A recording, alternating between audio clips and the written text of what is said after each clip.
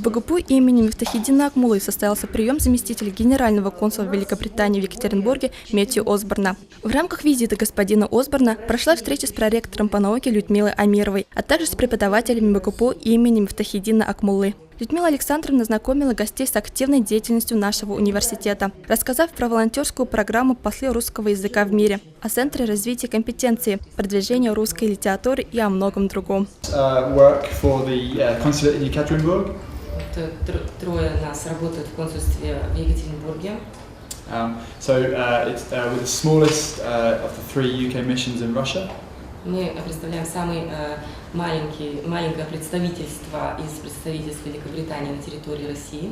Obviously behind the embassy in Moscow, and we also have a consulate in St. Petersburg. Очевидно, после посольства в Москве и консульства в Санкт-Петербурге.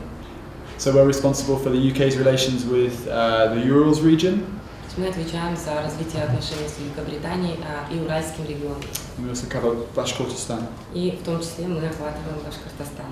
Во время встречи были представлены проекты педуниверситета в области продвижения английского языка и культуры.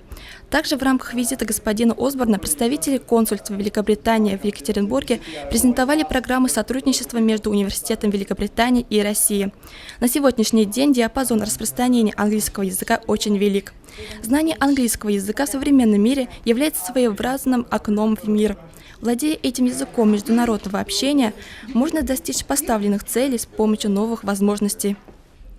So I think that the first step to strengthening ties is to meet and to discuss ideas, exchange ideas.